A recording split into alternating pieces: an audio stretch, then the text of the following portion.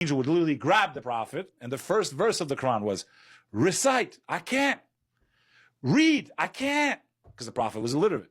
Read in the name of your Lord, who created you from a clot of blood in the womb of your mother.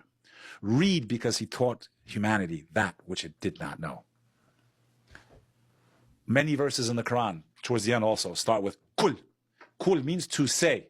So the angel would grab the prophet and say this. Kul huwa Allahu. Say God is one, the eternal, the absolute. He does not beget, nor is he begotten. He doesn't make kids and he's not born.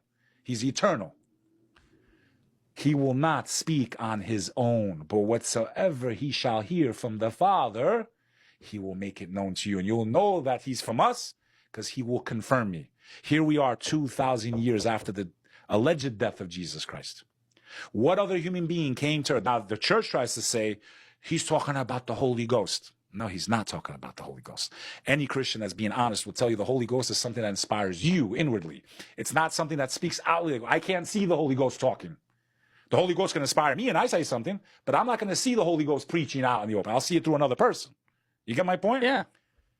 He's clearly describing someone that will come after him, Like a person. that will be transcribed to communicate what's coming next, which will tell of end times, and which will do what? Confirm him. Today, 2 billion people that are not Christian believe Jesus Christ is the Messiah because of a man named Muhammad. Because of a man who told them that he was sent by God, he was born to a virgin, and his mother has an entire chapter in the Quran called Mary. They do believe he's the Messiah? Absolutely, but that doesn't mean divine. What? That it means the anointed, the chosen one. Right. Jesus Christ was chosen to bring the Israelites back onto the path of God. They kept going astray. They kept dabbling in fucking black magic in Babylon. Okay? They did this shit. Not all of them, but they did. They were cut off from source. When they didn't accept Christ, they were reconquered again. But Babylon was even like run by the Persians and shit at some I understand. points. Yeah, that's when they got freed. What? When the Persians reconquered Babylon, then they told the Israelites to go back and they built the second temple, and then Christ came. What was that, understand? like 500 BC, something like that? Yes, then Christ came. The second temple. The third one goes up, my friend. It's bye-bye. When you see that temple, wait for the one-eyed liar. Wait for a human being who will appear. I promise you. Remember this if you're watching this show. Then you're going to know who told the truth or not. You will see a human being who will have powers that no human being has. He will speak things and have power when the world is in complete and utter destruction. Famine, starvation, global warming, whatever you want to call it, wars. This guy's going to appear promising you food and all this stuff and peace and all that. But remember, he'll have 2 eyes. One eye will look like when you pop a grape. He'll have one eye that is damaged.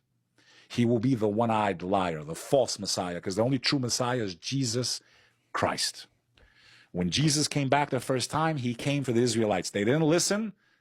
They fell from grace. They lost their connection for revelation. This is what the Muslims believe. Mm-hmm. So then from the house of Isaac, God went to the house of Ishmael for the final revelation. They don't believe Islam is a new religion.